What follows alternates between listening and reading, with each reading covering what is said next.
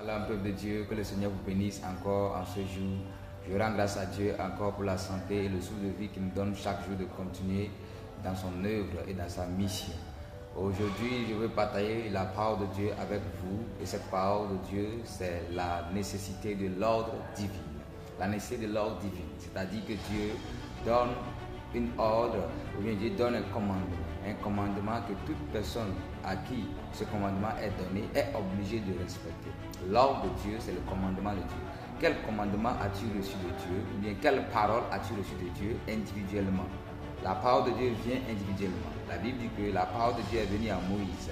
Dans Exode 3, le verset 10, la parole lui est venue, Dieu lui dit, maintenant va. Donc c'est un ordre que Dieu lui donne. Un ordre que lui n'a pas le droit de discuter cet ordre. Il n'a pas de poser même des questions. Nous allons voir que Moïse a essayé de discuter cet ordre avec Dieu. Alors que quand tu te dis d'aller, quand Dieu te dit de faire quelque chose, toi tu n'as pas le choix, tu dois faire, tu dois obéir. Alors la nécessité de l'ordre divin est très importante pour tout le monde, à savoir que quand Dieu te donne un ordre, on exécute. On ne pose pas de questions. On ne cherche pas à savoir comment la fin sera. On ne cherche pas à savoir le pour et le contre. On exécute parce que l'ordre vient de Dieu.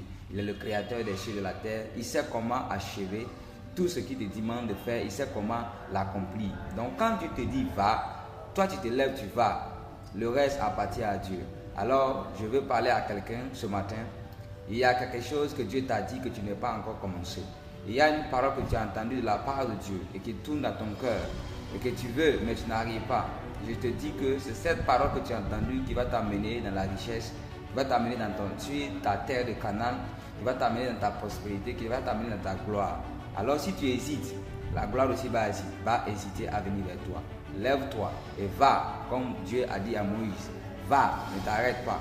Si c'est un œuvre, si c'est l'évangile, si Dieu te dit de prêcher, si Dieu te dit de faire quelque chose, n'hésite pas, lève-toi et fais-le. Que le Seigneur te bénisse. Amen.